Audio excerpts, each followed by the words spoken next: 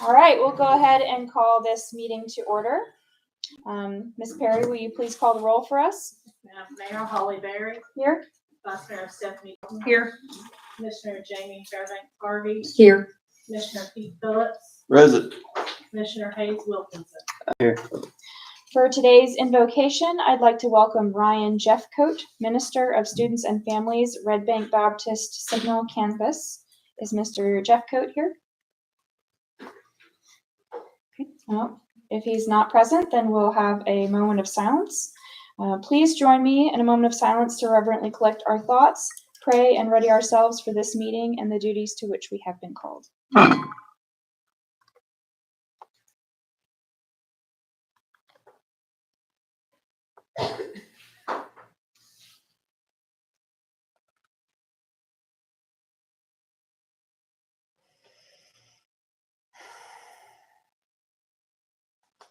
Thank you. Mr. Granum, will you please lead us in the pledge?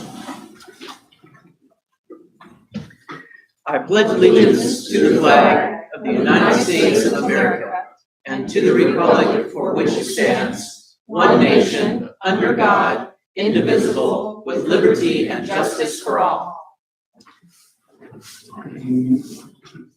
Our first item of business is consideration of the minutes for approval or correction for our July 16th, 2024 work session.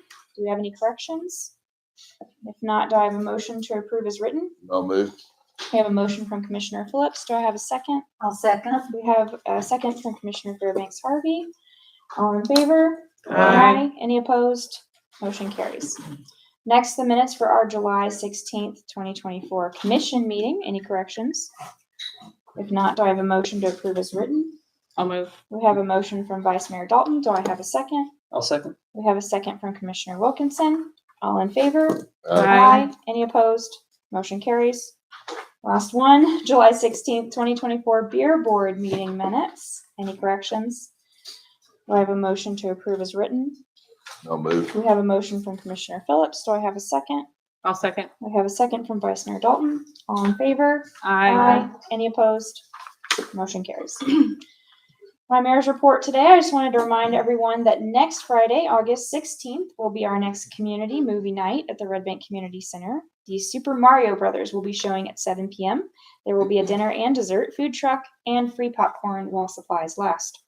And the next Red Bank Community Food Pantry is Thursday, August 15th from 4:30 to 6 p.m. You can sign up to volunteer at their Sign Up Genius at redbankfoodpantry.org. And next, our report from Vice Mayor Dalton. Thank you, Mayor. Welcome, everyone. I was able to attend the TML conference this year in Knoxville with Commissioner Fairbanks Harvey, Mayor Berry, and our city intern, Juan Aponte. I attended training on police alternative responses through crisis intervention training, a state of Tennessee Parks and Rec training on park trends and how to strengthen your city's competitiveness for state parks and rec grants, training on what finance directors wish governmental bodies knew, which was really fun and interesting. And as the TML District 3 director, I led our district's annual meeting. We also got to accept our award from the Tennessee Municipal League for excellence in strategic planning, alongside Community Development Director Leslie Johnson, which was definitely the highlight of the conference. And I just want to say that I'm really proud to be a part of our amazing Red Bank team. And in case you missed it, I shared the video that TML made about our city and why we were receiving the award, so you can check it out on social media. Thank you to the 80 plus neighbors who attended and participated in our comprehensive plan public visioning workshop on July 25th. TSW, our consultant, did a wonderful job with highly interactive activities, maps, and informational boards. And it was especially great just seeing all of our neighbors having conversations about what they want the future of our city to look like. I hope you will join us at Alpine Crest Elementary on Saturday, August 17th at 10 a.m. for the grand opening of the Alpine Crest Arboretum. Our master gardeners of Hamilton County have been hard at work making this happen, and the Tennessee Urban Forestry Council will be there to officially recognize and honor this Class 1 Arboretum status. Not only is this awesome news for Alpine Crest, it's awesome news for Red Bank, as this will be the first ever officially recognized arboretum in city limits. And I want to give a huge, huge shout out and thank you to our Red Bank Fire Department for hosting me on a ride-along day yesterday. I got to ride in fire engine to station number 2 to observe and participate in a training exercise on VEIS, Vent, Enter, Isolate, Search. I even got to knock out part of the training window with an axe. Thank you to the Red Team for their support and encouragement as I made my attempt. I also got to ride along with Chief Seiler as he completed a building inspection on a new home, and then with Deputy Chief Isles as he completed a fire code inspection on a Red Bank preschool. We even got to respond to a call for a potential fire, though thankfully no fire was found, although it does appear that some people still don't know that you need to pull over when you hear sirens. So please make sure that you're paying attention to your surroundings when you're driving. I already knew how hard our firefighters and chiefs work to keep our city safe, but what you don't see is all the behind the scenes work they're doing to make sure they're trained, prepared, and ready to jump right in the truck and ready to go as soon as citizens need them. I'm just really grateful for you all, for our fire department. I want to thank you for letting me spend the day with you. And then lastly, I just want to say I hope all of our students have a great first day back at school tomorrow. And that's it for me. Next, we have a report from Commissioner Fairbanks Harvey. Yes, thank you for being here. Thank you to residents, excuse me. Thank you to residents who registered, pardon me, who registered to vote and voted last week, August 1st. I want to strongly urge all Red Bank residents to register to vote for our next election and all future elections. Your vote matters whether you believe that or not. We did have a low turnout. The one at A registered 3,316 voters and only 457 voted. That's 13.78%. At the community center, there are 2,604 voters and 466 voted. That's a 17.9%. At the DVM, that's south, 1,948 voters and only 357. Choosing to vote is very important. Red Bank deserves better than those percentages. So please keep that in mind. I'm not here to preach, but to strongly encourage every Red Bank resident to register to vote, even if it's an absentee. Consider this your duty to read and review issues and candidates. Experience a civil conversation with neighbors and friends, being respectful, patient, polite, honest, and focused. And I received that information from a publication just to remind myself to share that with us. Early voting for November 5th begins October 16th through October 31st. A Red Bank business recently moved locations to Dayton Boulevard. Kai Farmers Market is open on Fridays and Saturdays from 11 to 7. They sell eggs, milk, honey, and more. Phone number is 800-9043. I did attend Tennessee Municipal League, as Vice Mayor Dalton mentioned. I too attended the police alternative response through crisis intervention training. Very eye-opening and a powerful way to attend to residents that are in need. Working with the media, building a local leadership capacity. And yes, proud to be a part of this city that received the Strategic Planning Award with Director Johnson, Vice Mayor Dalton, and Juan. Next Listen and Learn will be in a couple of weeks, August 19th, at the board from 6 to 7. And Ms. Johnson will likely be the guest speaker, informant, I should say. Thank you, and I apologize for my voice. Next, we have our report from Commissioner Phillips. Thank y'all. Thank y'all for attending, and I'd like to echo your sentiments about the voting. And if they're voting at 13%, so your vote is worth how many more now? Yeah, I mean it's a lot more powerful than nobody's voting. At any rate, there's going to be a vacancy right here on this seat.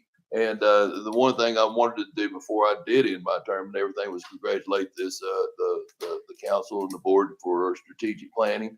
You know, I always said that there'd be 5 things we could agree on if we don't agree on nothing. And we've been moving forward. The staff has been providing excellent work because they know what they're doing. And I'm hoping that when we have our new election, that those two will take us forward. And it might be different goals, might be different things, but at least we'll have a comprehensive idea. And I'm proud of Punch of the way the planning has come together and how long it's taken and how rapidly it's happening. So it's been pretty impressive. So thank you guys, and let's get down to the meat of the meeting. And finally, we have our report from Commissioner Wilkinson. Okay, once again, all my items have been said, so maybe we'll coordinate next time. But I do want to thank everybody for coming out, and I you know, just on a personal level, it's good to see everybody here, and I don't know, I was gonna say something about the Olympics and how it's a cool time to you know, just be an American. You know, it's between voting and the Olympics. It's like, wow, we live in a great country. It's a patriotic time. Yeah. Thank you, guys. Next, we have our report from our city manager, Mr. Martin Graham. Thank you, Mayor. I placed on your dais the updated copy of the commission information meeting, and they're available to this is about our 6th update of this. This one, we continuously improve. You might notice some improvements, but substantively, it reflects our approach to the election. It no longer speaks to districts. So, and of course, there'll be an update in the fall when the new commission is seated as well. Beyond that, I have a mixed bag of updates. First of all, regarding the field. Conversations continue between the Hill Point HOA, the Trust for Public Land, and city staff regarding property associated with the field. As the proposal takes shape, we will bring that back to the commission for discussion and consideration in the coming months. Next topic, the Family Justice Center. The Chattanooga-Hamilton County Family Justice Center provides valuable services to the region, with approximately 5% of their service benefiting Red Bank residents. Chief Seymour and I are in conversation with their executive director about how best to support and sustain that relationship. Should any specific requests materialize, we will bring that back to the commission for discussion and consideration. The Red Bank website. Staff continue to work on using the website more robustly as a key tool across all of our various municipal services. To that end, Mr. Aponte has been very helpful in developing metrics and engaging with our provider, Civic Plus. This is a slow process, but we are committed to taking our website to the next level, as we have done, thanks to Ms. Sheldon, with our social media, newsletter, the digital sign on Dayton Boulevard, and the occasional use of other outreach tools as well, such as banners and direct mailers. Candidate orientations. Lastly, we continue to monitor the candidate petitions for Red Bank Commission. As petitions reach the approved status with the Elections Commission, we offer a staff orientation, which is a most welcome opportunity for staff to meet the candidates and offer a comprehensive look at our departments, introduce key staff, and share an update across the full spectrum of our municipal services. Thank you, Mayor. Thank you, Mr. Granum. We have no unfinished business today, so we'll move right into new business. And first is a public hearing for ordinance number 24-1263.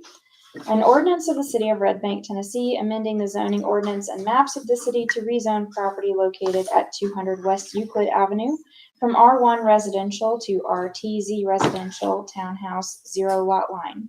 First reading. Director Johnson. Thank you, Commissioner.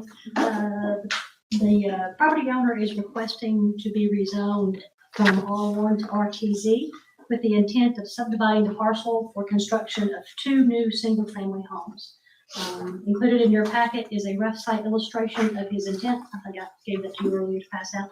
The rezoning request was heard by the Planning Commission at their June 26th meeting, with the applicant being present. 2 adjoining property owners were also present who did express interest and no opposition to the request.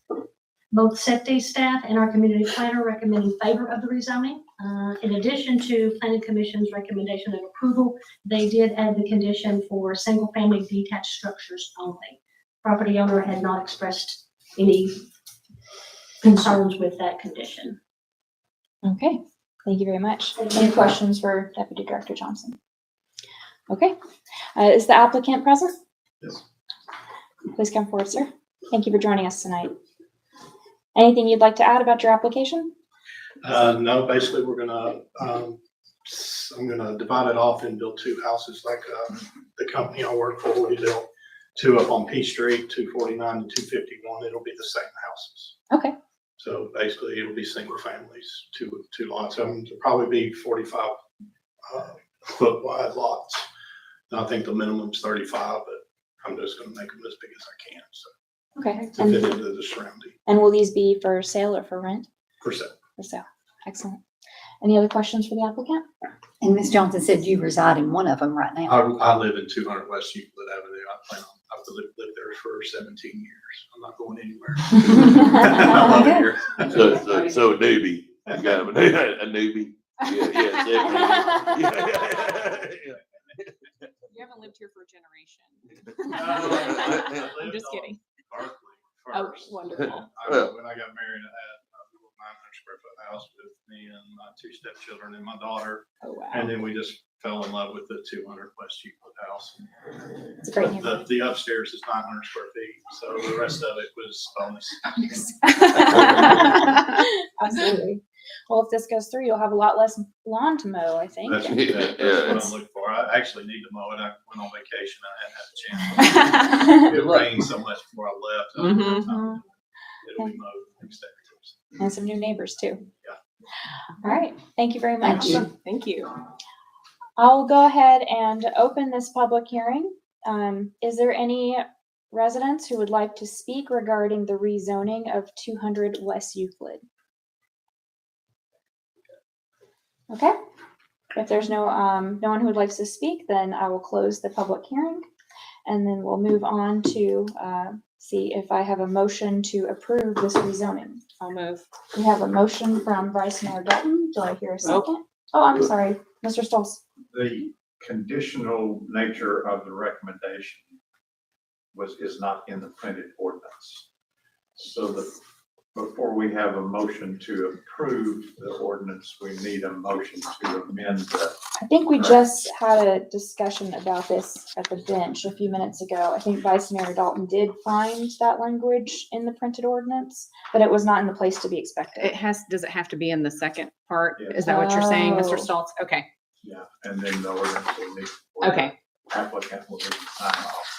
We'll have it in proper form next meeting. For the second reading. Second reading. Okay, So I- Before you just pass the ordinance as presented, it first needs an amendment. an amendment that it be subject to, you had the exact Single-family detached structures only. one. Yeah.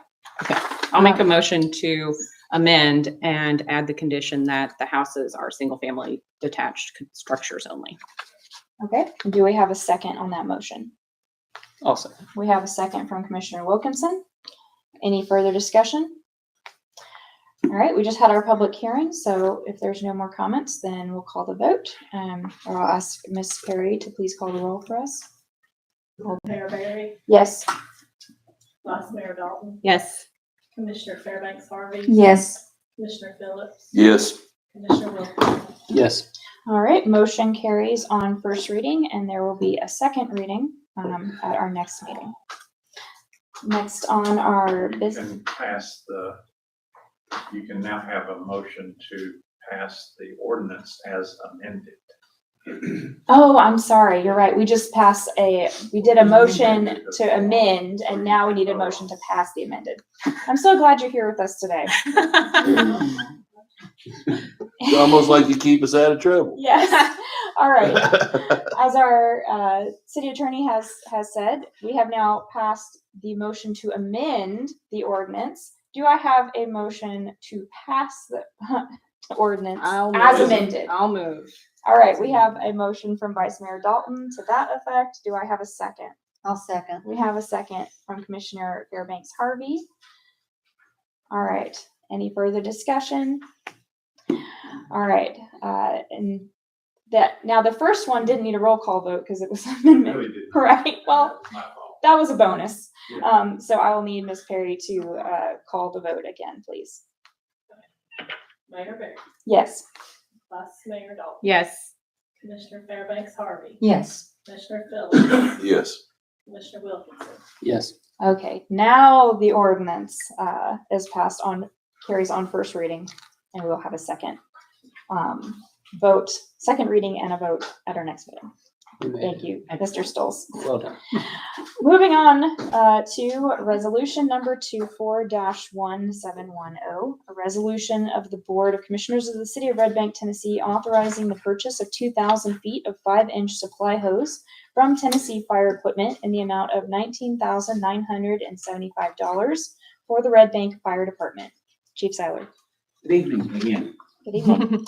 This is a continuing of our project that was budgeted to replace 20-plus-year-old fire hose, and this year we have elected to change out some 2,000 foot of 5-inch hose, stagger it between that and our smaller hose. So this year it's our 5-inch hose. 2,000 feet, roughly $20,000, so it's $1,000 a section. I remember when it was $400 a section. The good old days. Yes, Any questions for Chief Seiler? It's $100 a foot? yes. It's tough stuff. And how? Okay, police, say chief, I'm sorry. I'm sorry that, stuff being expensive too. Yeah. Yes, sir. All right. If there's no more questions for the chief, do I have a motion to approve? I'll move. I have a motion from Vice Mayor Dalton. Do I have a second?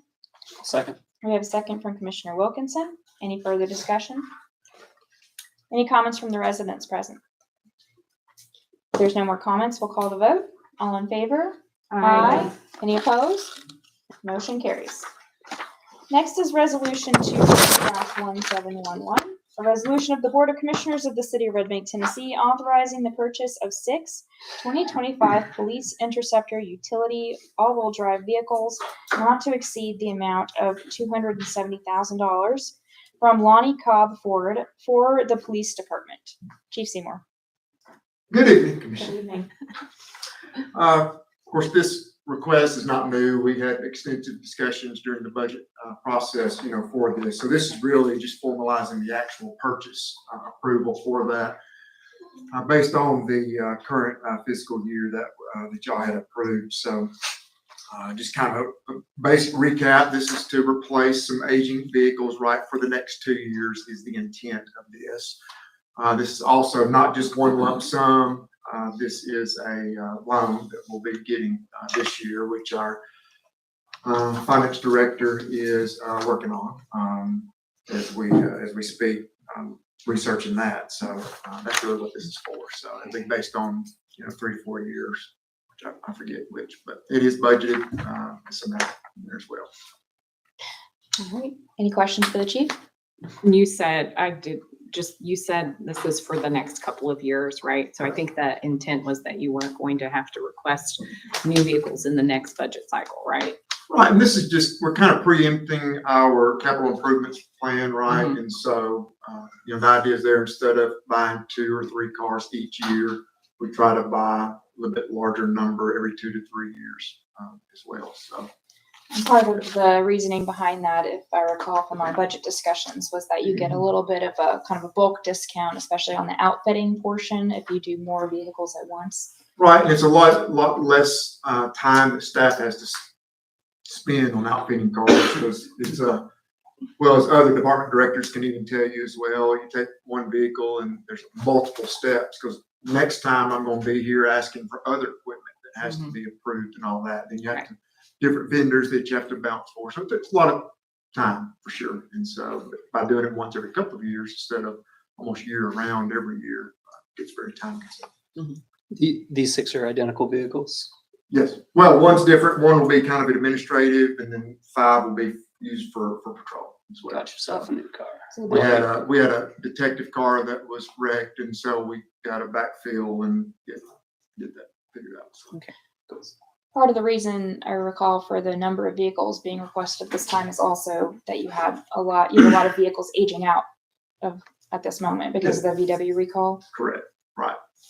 That 2016, 2017 year, there were quite a few of those vehicles that were purchased kind of in that one time, and so this is part of that. So, and in the future, it's hard to tell, right? So, on average, it might be 6. The next request might be 5. The next request might be 7, right? We don't know. Our estimates on mileage and engine hours are that estimates. So we're trying to adopt that general policy of age and miles of the vehicles, and working with our fleet manager on that when we should retire these vehicles that are known to respond to emergencies, right? That we don't want, they're broken down, I guess, they're hooked up to a back of a tow truck, waving at you. Wish I could get there. No, but our vehicle, fleet it's not like it's horrible or in good shape. That'll allow me to get rid of these nice Dodges that we got out here, which is we'll be in the process once we get 1 or 2 on the road too here soon. Great. Any other questions for the chief? All right. If there's no more questions, then do I hear a motion to approve? I'll move. I have a motion from Vice Mayor Dalton. Do I have a second? I'll second. We have a second from Commissioner Wilkinson. Any further discussion? Any comments from the residents present? If there's no more discussion, we'll call the vote. All in favor? Aye. Any opposed? Motion carries. Next is Resolution 24-1712, a resolution of the Board of Commissioners of the City of Red Bank, Tennessee, authorizing payment of a conversion fee in the amount of $20,000 to Robert Half Agency for the city to employ Christina Pickle as the Chief Finance Officer. I'll call up HR Director Perry. Good evening. Good Good evening. evening. So as you know, our Director of Finance retired in February. So we set a timeline that we were gonna contract someone to help us get through the budget, at the same time start the recruiting process. So we contracted with Jennifer Lancaster. She was an auditor, so we were familiar with her. We budgeted $50,000 for her to help us get through the budget process. Do a series of events. We only utilized about 14,000, almost 15,000 of that contract. Our recruitment began in April. We got 23 applicants. 7 were qualified for the position and 2 of them interviewed.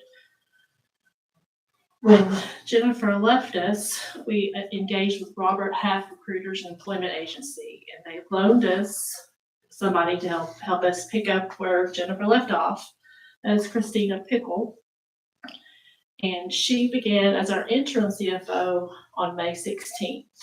She also applied for the permanent position. She was one of the 2 that actually showed up for the interview. When we first engaged with Robert Half, we were not even expecting the person they sent to us to even be interested in coming to work for us.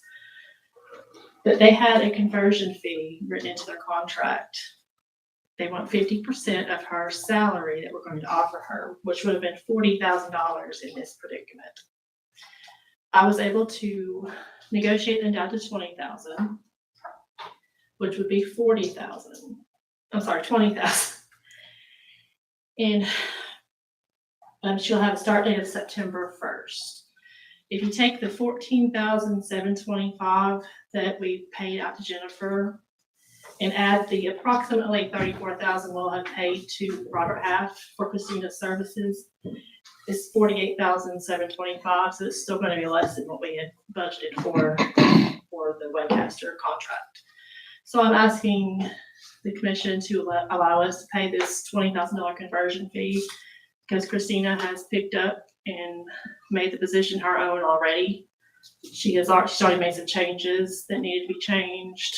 She's willing to do whatever we need her to do as the finance officer. So I'm just asking to allow us to continue working with Christina.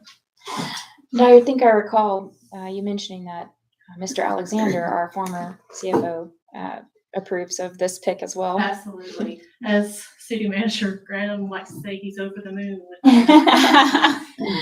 Well, our previous CFO kept us out of trouble for a long time, so if he approves, I'll take that recommendation for sure. And one other thing to consider, if we don't want to go this route, we will have to start the recruitment process again, which will be another 3 to 4 months before we can get someone in that seat. And we'll have to pay somebody in the interim anyways. So another reason why we're hoping you'll allow us to keep Christina on board. If you had to, I'm sorry, Steph. Okay, you go ahead. Yeah, I was just gonna make a note, because I had asked you about some of those numbers, so thank you for sharing those today, but that, you're less than the budgeted expense, in addition to the fact that, we budgeted to pay a CFO from July 1 to June 30 next year. So we're gonna have 2 months of salary and benefits that we haven't paid out to a full-time employee that we also have savings on, so to speak. So this is significantly less Including than what we would have expended. February to June that we didn't have to pay out. Right, correct. Thank you. That's very true. If we had to go back to zero and start the recruitment again, what do you have, like, kind of a dollar amount that's associated with that? I mean, just in terms of like hours that you would have to put in, or Myself? or anybody on staff, like going through interviews and like listings, posting, Well, all that. just the process of posting the job is about $1,000 because we have to send it out so far. We're trying to find somebody that can do this. We have to make sure we're opening it up to people that aren't necessarily going to see it here in Red Bank. And honestly, what we're offering for Christina's salary is half of what we're paying for her services right now through this temp agency. So that. So we're getting her for half price? We started the recruitment process in April. So it's 4 months. So you look at probably another 4 months.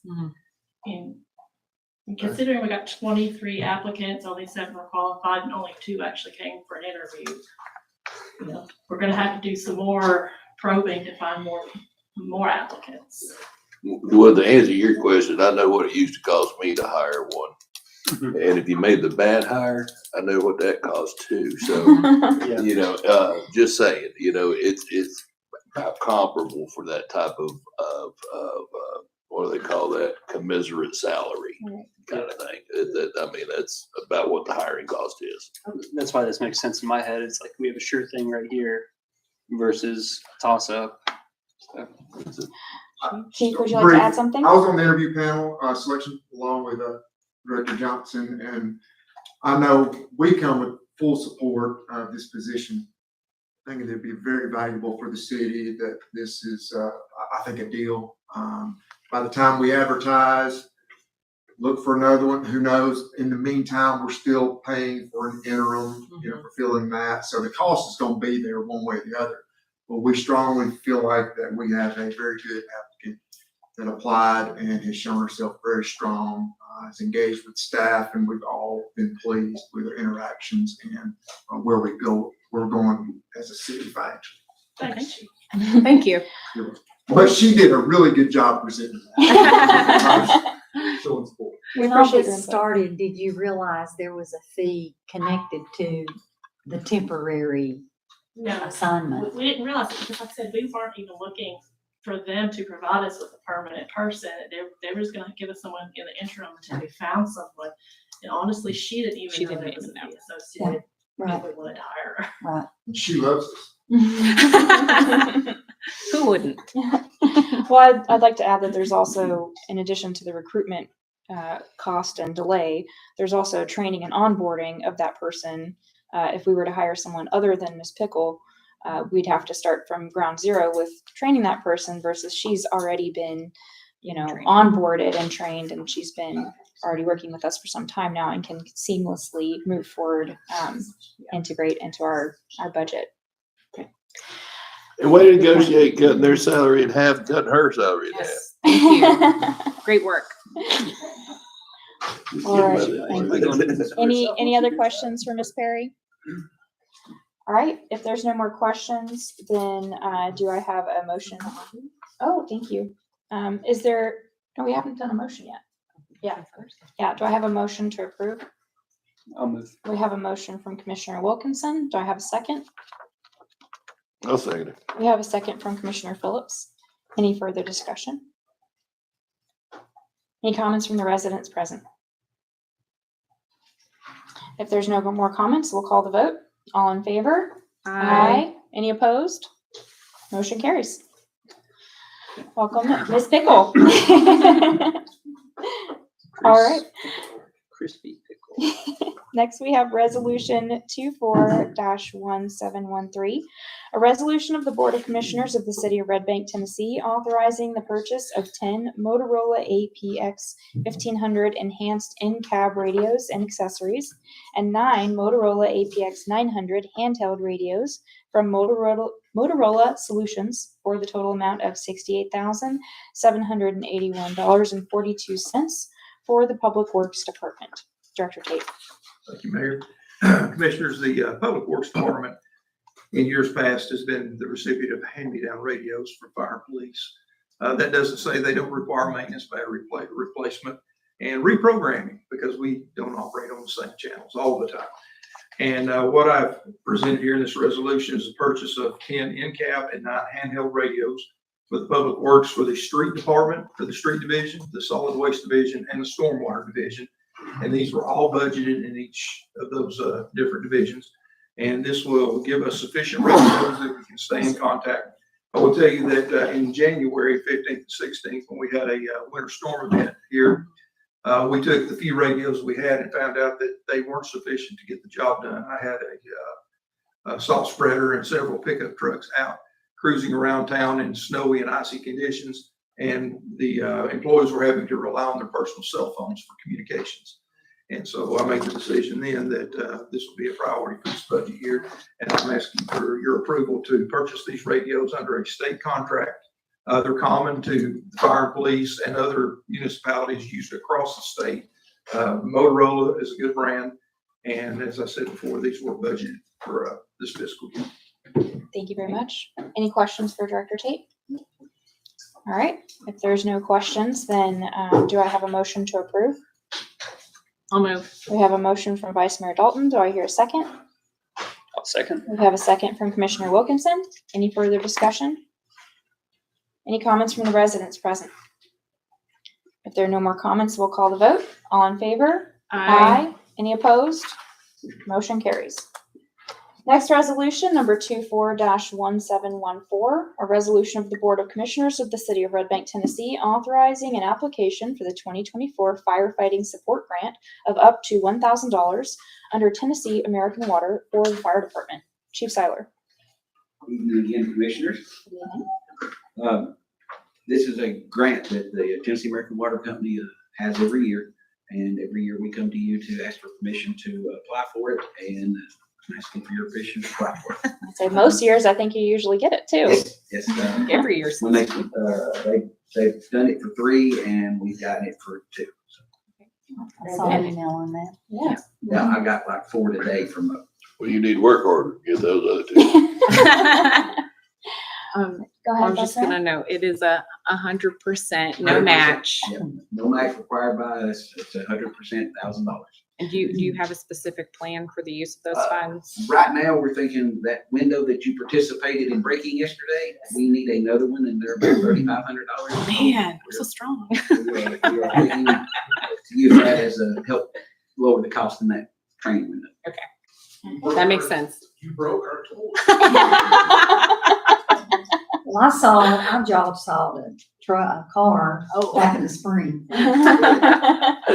So, But you did break our tool. no, I could, no, I'm glad I didn't. I love the car, but not the equipment. All right. Any other questions for the chief? All right. Thank you very much. Do I hear a motion to approve? I'll move. We have a motion from Commissioner Wilkinson. Do I have a second? I'll second. We have a second from Commissioner Fairbanks Harvey. Any further discussion? Any comments from the residents present? If there are no more comments, we'll call the vote. All in favor? Any opposed? Motion carries. Next is Resolution 24-1715, a resolution of the Board of Commissioners of the City of Red Bank, Tennessee, authorizing the expenditure of a one-time expense not to exceed $16,000, which includes a 5% contingency to Stringfellow Inc. for repairs to Solid Waste Unit 789, an international automated garbage truck for the Red Bank Public Works Solid Waste Division. Director Tate. Thank you, Mayor. I say Mayor. Thank you, Mayor. This is for a scheduled service repair on Unit 789.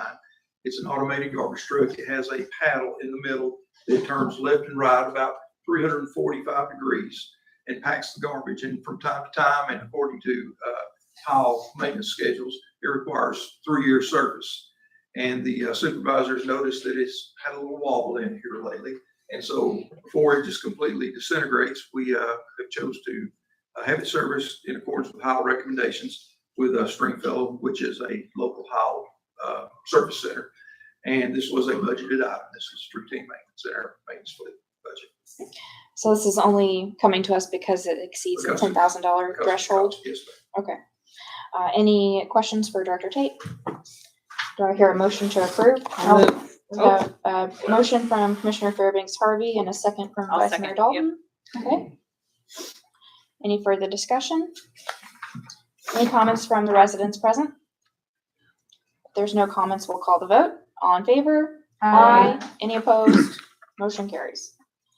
Next is Resolution 24-1716, a resolution of the Board of Commissioners of the City of Red Bank, Tennessee, authorizing the expenditure of a one-time expense for professional services from the University of Tennessee at Knoxville Laboratory of Environmental Archaeology, LEA, to conduct ground-penetrating radar, GPR, at the Red Bank Cemetery, located on a parcel of land in Hamilton County, City of Red Bank, Tennessee, identified as parcel 1091B019, directly off Oakland Terrace, in order to locate potentially unmarked graves and other cemetery anomalies for a cost of $4,771, with a detailed report to follow. Director Tate. Thank you, Mayor. Has everybody been to the cemetery recently? See? Not since the fence I went don't up. try to reside there often. No, I have not. Let me tell you a good news story right quick. In August of 2022, this very Board of Commissioners approved the creation of the Red Bank Cemetery Advisory Committee, or otherwise known as the Cemetery Advisory Board. And since then, they have been actively working to improve the quality of that cemetery, along with Public Works, especially Justin Hedrick, who's put a lot of time and effort into getting it where it is today. But the Cemetery Advisory Board has been holding regular meetings, discussions. They clean stones, and just lots of recommendations. And this recommendation comes from the Cemetery Advisory Board. Sal Arago, as most of you know, worked with contacting the University of Tennessee through some of the other board members. They put him in contact with a young lady that does this kind of work, and she presented him a price. Now, this is something new to Red Bank. We've never attempted anything like this, and I'm kind of excited that it's taking place, along with the new fence and everything else that's going on. But unfortunately, this was not a budgeted item, but it does come from a commission-approved standing board. And they have requested this money to conduct this ground penetrating radar. And in doing so, we hope to take that information and be able to identify some unmarked graves, but then also to be able to indicate perhaps where maybe a service road might be that we can use to help further beautify by putting in maybe some benches or some shade areas and things like that to further enhance that cemetery. And, I've been in talks with some other people about having headstones reset and some repaired, some tablets that have broken. And, and it's just, the whole thing is just taking a great shape. It's a good story to tell the residents of Red Bank. And with your approval, this doesn't meet the threshold for needing any approval higher than the city manager, but I felt that because it comes from a commission-approved board and the fact that it wasn't budgeted, that it just deserved full commission recognition and approval for us to continue this and to be able to continue to develop that property. So you're not making us do a bake sale or anything? Good idea. Yeah. Sell some candy bars, world's finest chocolate. World's finest chocolate. Well, there'll be more work to do after ground penetrating radar. Yes. And Vice Mayor? I was just going to say that I found it interesting in the language of the resolution that there are headstones dated back as far back as 1797. So you can only imagine who else might be there where a headstone no longer exists. So I yeah, that think one, this that is- one was legible enough that somebody could identify the Mhm. name and the dates on it. And, but there's some that are just blocks laying there with nothing. Right. So Yeah, I absolutely. think this absolutely has to be done. I told a company that I'm working with to get a quote for the headstone restoration. I told them I was able to use the language, we have a centuries-old cemetery, plural. Yes. And, and then you think about Red Bank, that's a big story to tell, It is. right after the birth of our country. Yep. Wow. Yes. Any other questions for Director Tate? Are there potential grants available to help supplement the ongoing work for the cemetery? There might possibly be, but A centuries-old program that. we have a very a few very well-informed members that are looking into some of those aspects of that to find out what's out there. Trust for Public Land offers services and they're partners with us on some of that. And this is just something that's, taking shape rather quickly that, it's low-hanging fruit, to be able to do that and to know what we have to work with. Because going forward, without having this information, it may stall some of the other events that we want to take in place there. Any other questions for Director Tate? I know we don't want to make any kind of big changes or additions, like you said, until we know for sure that we're not going over any existing graves. I'm kind of like Commissioner Pete. I don't want to be the one spending my time there because I made a bad decision. Seeing as it's in my backyard, there are graves that go off the backside of the hill towards towards McKay Hill, and some of them are kind of right up against where the fence is. So it's not inconceivable that it would go further down too. Right. So it sort of makes a lot of sense in my head. Especially if there were ever any like headstones, markers made out of anything other than stone at any point, like wooden ones that may be Washed gone. away. Yeah, rotted. All right, do I hear a motion to approve? I will move. We have a motion from Commissioner Wilkinson. Do I hear a second? I'll second. We have a second from Vice Mayor Dalton. Any further discussion? As all this said, with detailed report to follow, are we going to get to see that?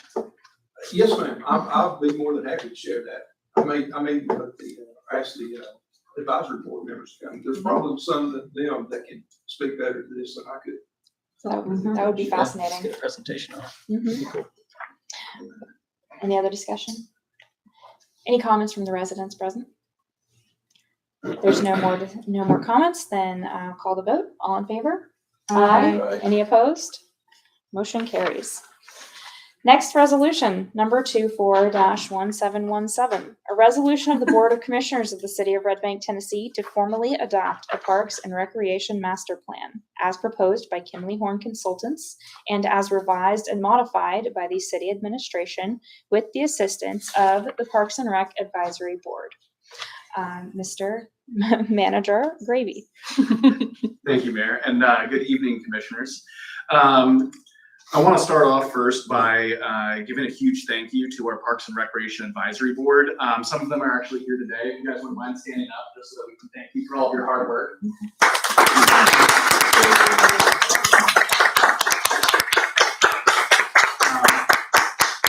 Also, a huge thank you to the Commission for approving us to get started on this. As a reminder from my last time up here with you guys during work session 3 weeks ago, we went over the story of how we got here. It has been 10 months. A lot of work put in between city staff, our amazing Parks and Recreation Advisory Board, and Kimley Horn.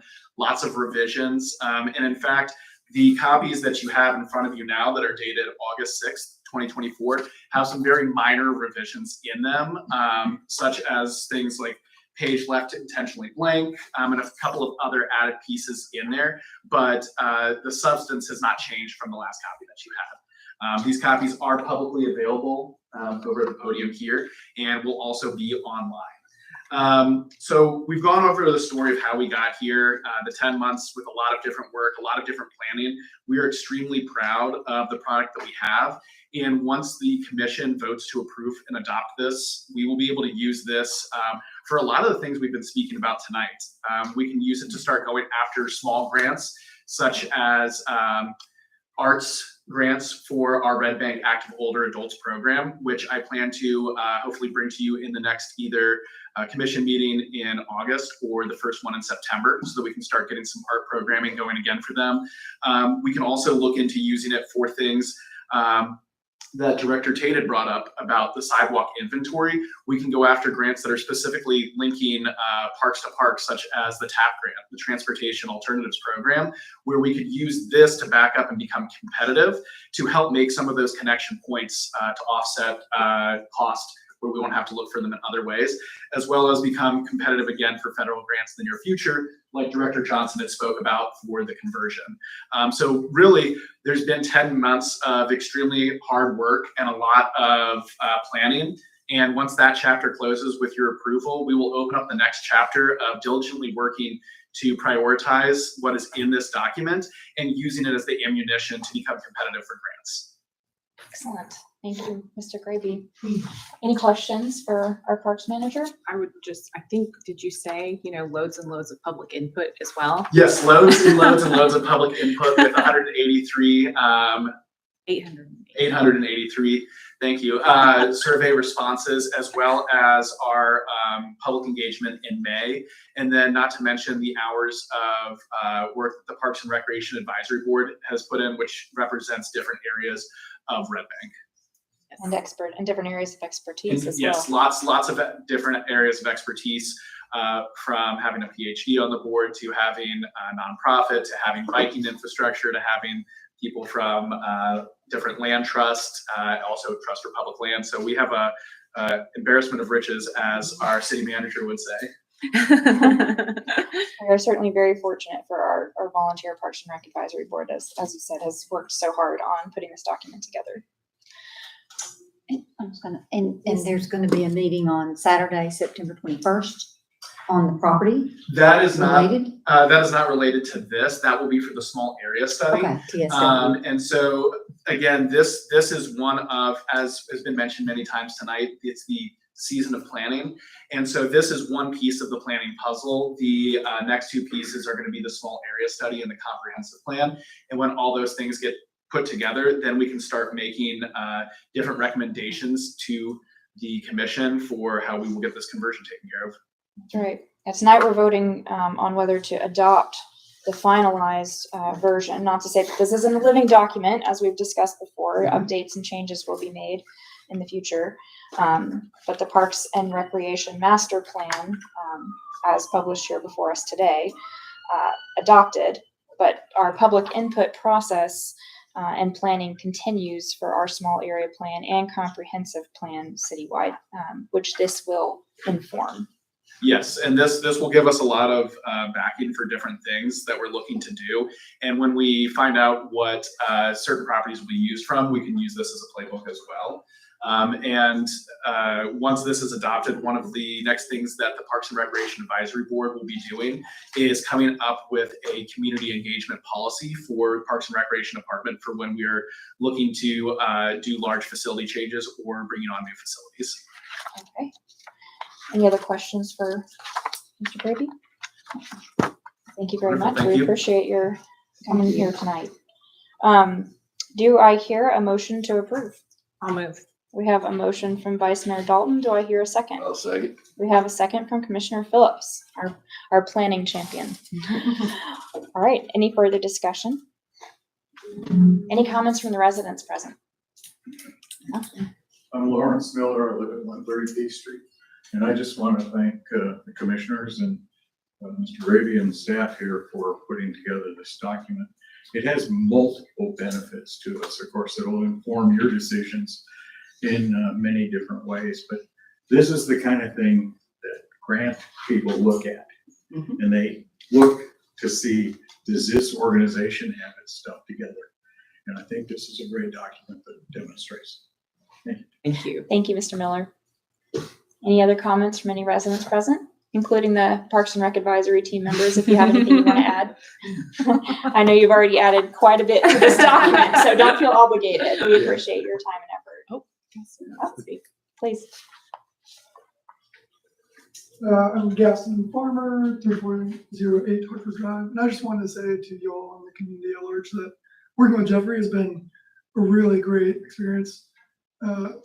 We will benefit from his expertise and trusting that he will carry the torch forward. So it's been so wonderful, and I just want to say that it's a pleasure to have him.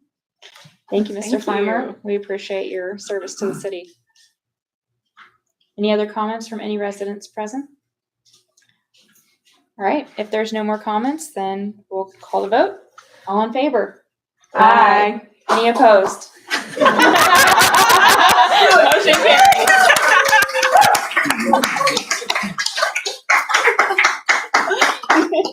It's been a long road. It's Jeff, like I said, 10 months on that road for Jeffrey, but for 3 or 4 years on this road from an overall planning perspective. All right, last resolution of the night, resolution number 24-1718, a resolution of the Board of Commissioners of the City of Red Bank, Tennessee, authorizing a contract with Volkert, Inc. to perform project management services for a cost of $164,715.50 in order to provide stabilization alternatives for approximately 430 feet of Ashmore Avenue, commonly referred to as the Ashmore Slope, to include a survey of necessary scope of services along with a geotech evaluation. Director Tate. Thank you, Mayor. How about Jeffrey?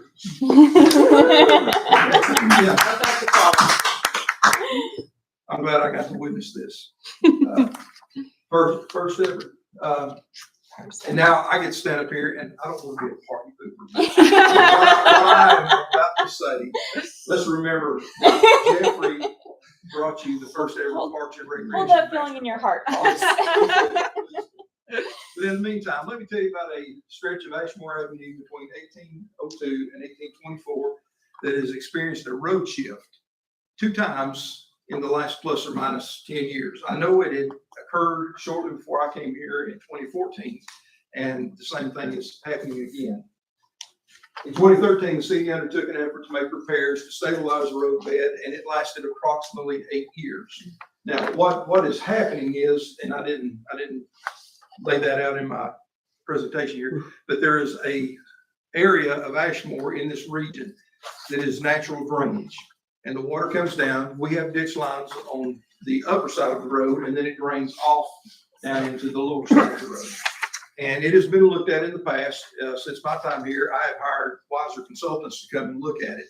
And their advice to me was, you need to hire a geotechnical expert to come in and do a study, because there is naturally shifting soils and drainage, and all of that is causing this problem. But it was a little bit beyond their ability to develop a scope of work. And then recently, the road's experienced more shift and is needing repair.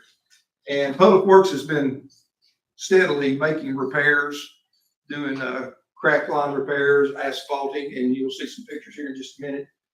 And so we felt that it was time to utilize our professional agreement between Volkert for them to come in and take a look at it. And this is a stretch of road that you can see right here. If your Spring Road comes off of Dayton Boulevard, right beside the Valvoline, if you go up through there, this large building sits up there behind it and runs parallel to the road. And there's natural drainage behind that building, and then upslope or back this way is the drainage coming off the hillside. This right here is a resolution that the City Commission passed in 2013 for emergency roadway repairs at a cost of $62,000 and some change. But what I was never able to find were any survey or any testing or any design had been done, other than letting the construction company come in and just do road repair. Now, it did, and I've included the documents that I received or that I was able to find. Brown Brothers did the work, and there's the cost right there. What the city finally paid, $62,891.75, is what the city paid for that in 2013.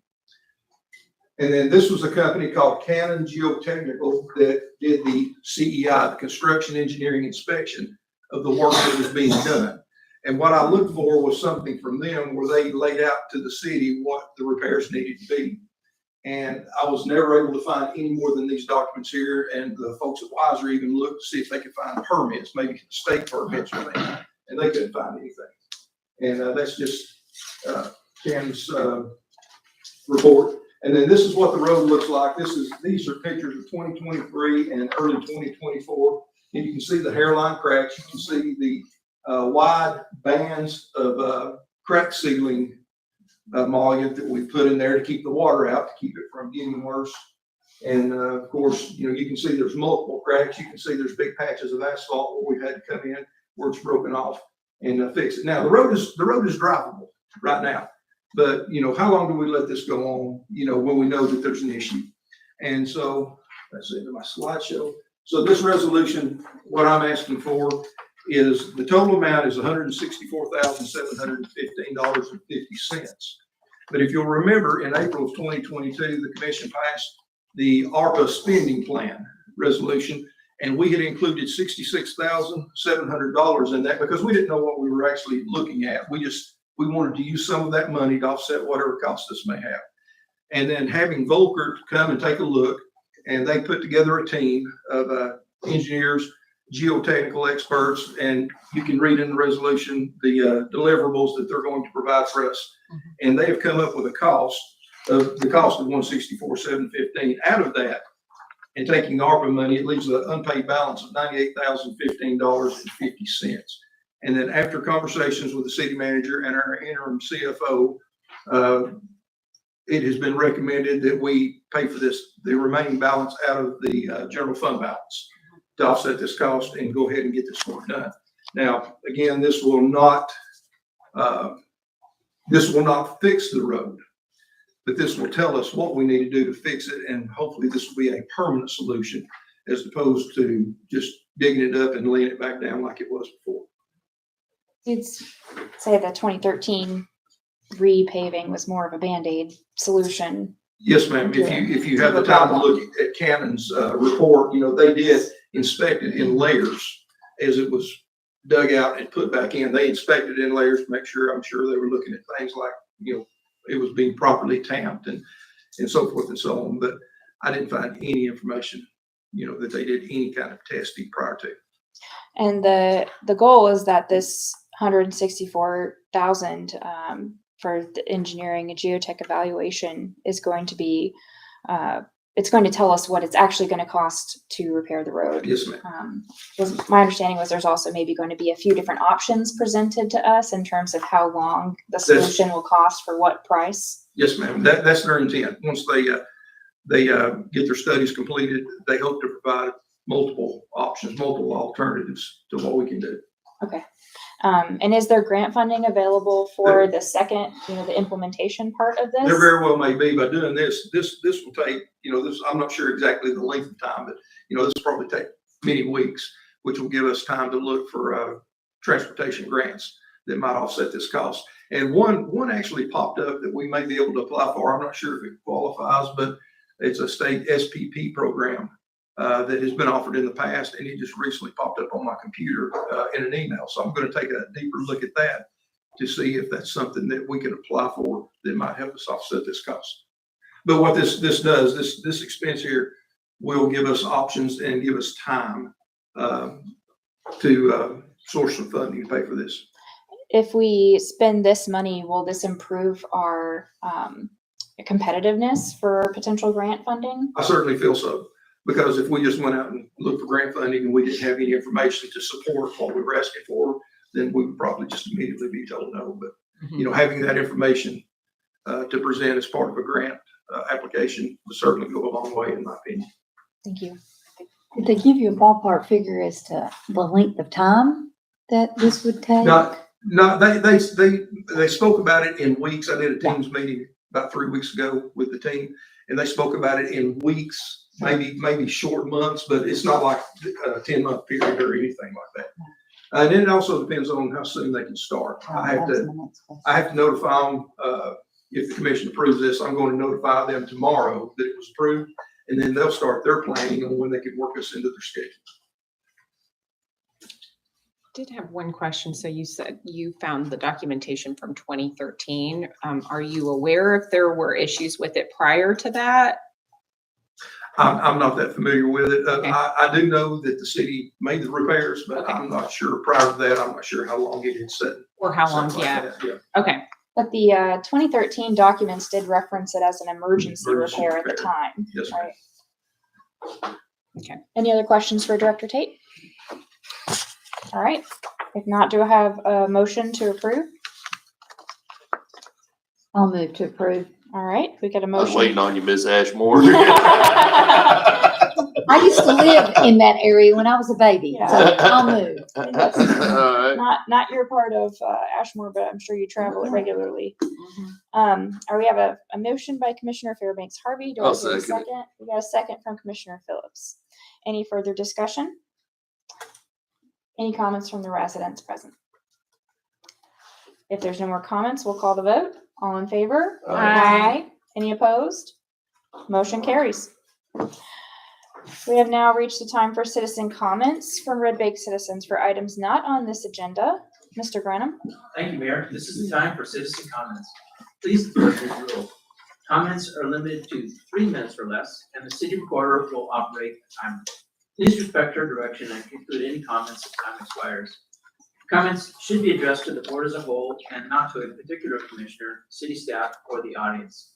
The commission is here to listen, not to respond or engage in back and forth. Please do not expect a reply during public comment. At this time, citizens are invited to the podium. Please begin by stating your name and address. Okay, if there are no comments, then do I hear a motion to adjourn? I'll move. We have a motion from Commissioner Phillips. Do I hear a second? I'll Second. We have a second from Commissioner Wilkinson. All in favor? Aye. Meeting adjourned. Thank you all.